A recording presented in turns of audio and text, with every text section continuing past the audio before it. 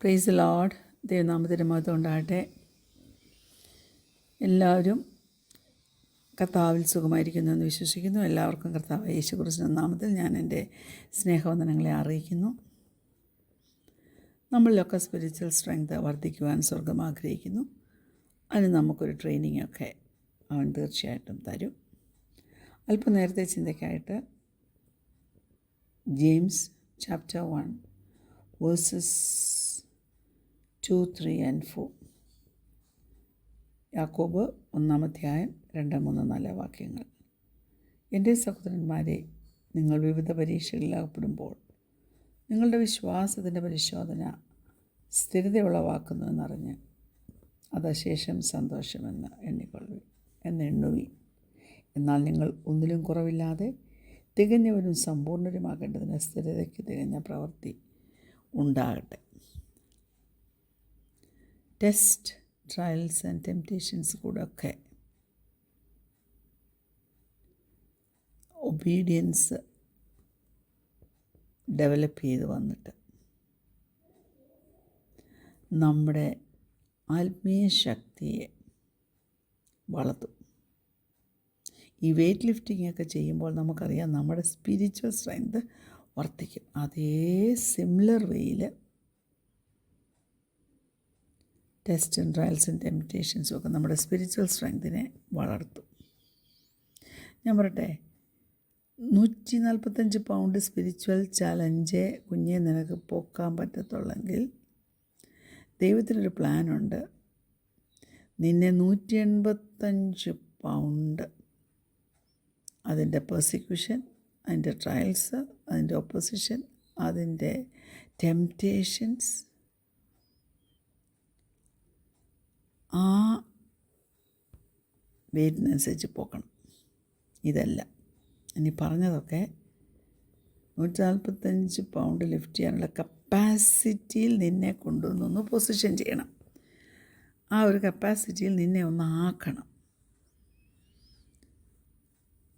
അത് പെട്ടെന്നങ്ങ് അനുവദിക്കത്തില്ല കേട്ടോ.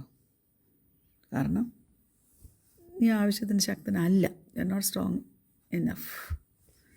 അതിന് പകരം ചില ട്രെയിനിങ് പ്രോസസ്സ് നമ്മുടെ ജീവിതത്തിൽ അവനങ്ങ് തുടങ്ങും. അവൻ ഓർഡറായിരിക്കത്തില്ല, പക്ഷെ അവൻ അനുവദിക്കും. ഒരു 155 പൗണ്ട് ട്രയൽ, അത് നിനക്കൊന്ന് തരണമെന്ന്.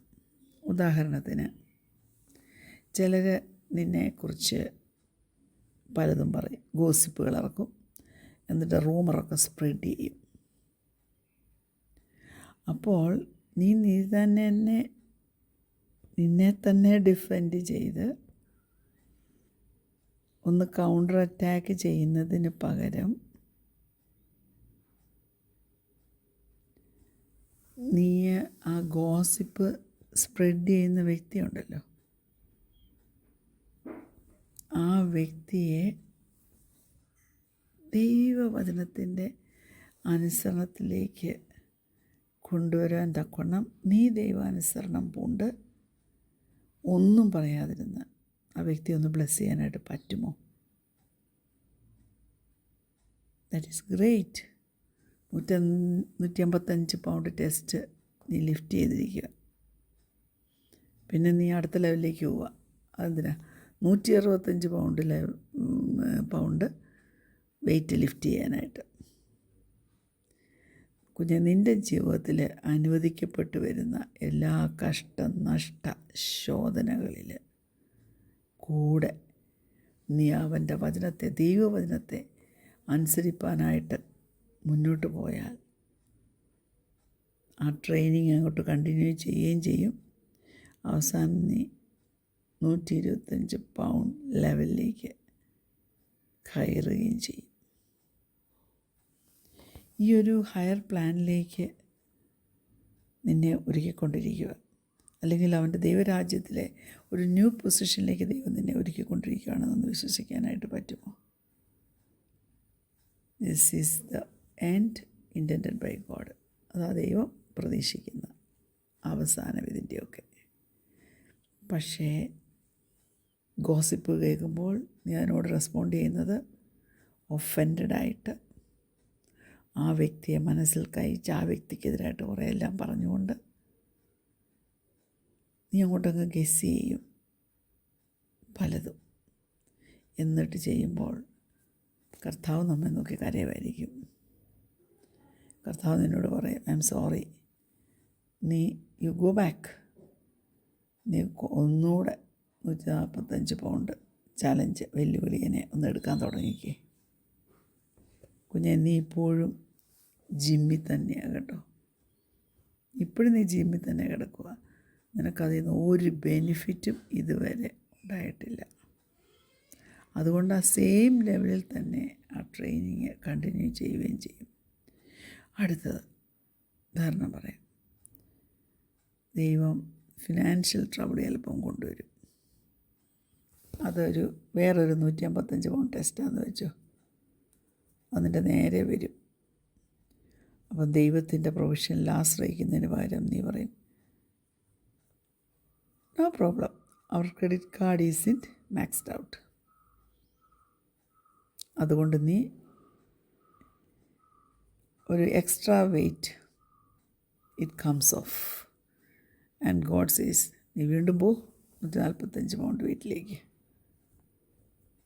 ഇങ്ങനെയുള്ള വിൽഡർനെസ് ടെസ്റ്റിനകത്ത് ഒരു വെയ്റ്റ് ട്രെയിനിങ് ഉണ്ട്. നീ തുടർമാനമായിട്ട് അതിൽ തോറ്റാൽ ഒരു സമയം വരും ദൈവം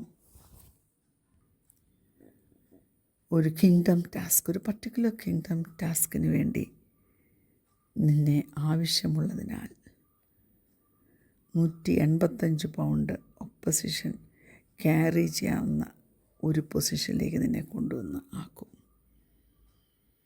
നീ റെഡിയൊന്നുമല്ല, നിനക്കത് ലിഫ്റ്റ് ചെയ്യാനുള്ള സ്പിരിച്വൽ മസിലുമില്ല ആ അഡ്വേഴ്സിറ്റിയുടെ. പക്ഷെങ്കിൽ ആ സമയത്ത് ദൈവം വേറെ ചിലരെ ആരെയെങ്കിലും കണ്ടുപിടിക്കും ആ പൊസിഷൻ എടുക്കാൻ തക്കോണം, ആ ടാസ്ക് ഹാൻഡിൽ ചെയ്യാൻ തക്കോണം. അത് വേണോ? നിൻ്റെ ഓപ്പർച്യൂണിറ്റി നിനക്ക് നഷ്ടപ്പെട്ടില്ലേ? 1 പത്രോസ് 4:1 ഇങ്ങനെ പറയുന്നുണ്ട്, ക്രിസ്തു ജഡത്തിൽ കഷ്ടം അനുഭവിച്ചുകൊണ്ട് നിങ്ങളും ആ ഭാവം തന്നെ ആയുധമായി ധരിപ്പിൻ. പറ്റുമോ ദൈവം ഇതിലേ? അതുകൊണ്ടാണ് നാം കടന്നു പോകുന്ന ട്രയൽസ് എല്ലാം സ്പിരിച്വൽ സ്ട്രെങ്ത് ട്രെയിനിങ്ങിനാണെന്ന് നീ മനസ്സിലാക്കണം. അത് ഭാവിയിൽ ഗ്രേറ്റർ ടെസ്റ്റ് നമ്മുടെ നേരെ വന്നാൽ അതിനുവേണ്ടി നമ്മളെ പ്രിപ്പയർ ചെയ്യുവാണെന്ന് ഒന്ന് മനസ്സിലാക്കാൻ പറ്റുമോ? അങ്ങനെ വന്നെങ്കിൽ മാത്രമേ ജീവിതത്തിൽ വരുന്ന സകല ടെസ്റ്റുകളും സകല ചലഞ്ചസും നമ്മുടെ വഴിയിൽ വരുന്ന എല്ലാ വെല്ലുവിളികളെയും we can count it all joy, അതിനെല്ലാം ഒരു സന്തോഷമായിട്ട് നമുക്ക് കാണാൻ പറ്റത്തുള്ളൂ. ആ സമയത്ത് നമുക്ക് മനസ്സിലാക്കാൻ പറ്റും നമുക്ക് വേണ്ടിയത് നമ്മെ ഒന്നുകൂടെ നല്ലതാക്കാൻ വേണ്ടിയാണ്, നമ്മുടെ സ്പിരിച്വൽ മസിൽസിനെയും നമ്മുടെ സ്പിരിച്വൽ കപ്പാസിറ്റിയെയും ഒന്ന് സ്ട്രെങ്തൻ ചെയ്യാൻ വേണ്ടിയാണ് ഇത് എന്നൊക്കെ നമുക്ക് മനസ്സിലാക്കാൻ പറ്റും. അങ്ങനെ മനസ്സിലാക്കുമ്പോൾ പിറുപിറുപ്പ് മാറിപ്പോവും കേട്ടോ, കംപ്ലൈനിങ് മാറിപ്പോവും. ഇതെൻ്റെ നന്മയ്ക്കാണെന്ന് കുഞ്ഞെ നിനക്ക് മനസ്സിലാക്കാൻ പറ്റുക മാത്രമല്ല, അതിൽ കൂടെ നീ അനുസരണം പിടിച്ച് തികഞ്ഞവനായിത്തീരും. പക്ഷേ ആ സമയത്തെല്ലാം ഒബീഡിയൻ്റായിട്ട് സബ്മിസീവായിട്ട് നാം ആ ട്രെയിനിങ്ങിന് വിധേയപ്പെട്ടേ പറ്റൂ. യേശു കർത്താവിനെ നോക്കിയാട്ടെ. ലൂക്കോസിൻ്റെ സുവിശേഷം 4:1 യേശു പരിശുദ്ധാത്മാവ് നിറഞ്ഞവനായി യോർദാൻ വിട്ടുമടങ്ങി. ആത്മാവ് അവനെ മരുഭൂമിയിലേക്ക് നടത്തി. പിശാച് അവനെ 40 ദിവസം പരീക്ഷിച്ചുകൊണ്ടിരുന്നു. കണ്ടോ, യേശുവിന് പോലും വിൽഡർനെസ് ടെസ്റ്റ് ഉണ്ടായിരുന്നു. ഞാൻ ചോദിക്കട്ടെ, ഇപ്പോൾ നീ ആയിരിക്കുന്ന അവസ്ഥയിൽ നീ നിൻ്റെ സ്പിരിച്വൽ സ്ട്രെങ്ത്ത് ഡെവലപ്പ് ചെയ്യാനായിട്ട് നിൻ്റെ അനുഭവങ്ങളെ വിട്ടുകൊടുക്കുന്നുണ്ടോ? വിട്ടുകൊടുക്കാൻ തയ്യാറാണോ? വിട്ടുകൊടുക്കുക, അതോ നീ നിൻ്റെ സ്വന്തം സ്ട്രെങ്ത്തിൽ ഫൈറ്റ് ചെയ്യുവാണോ?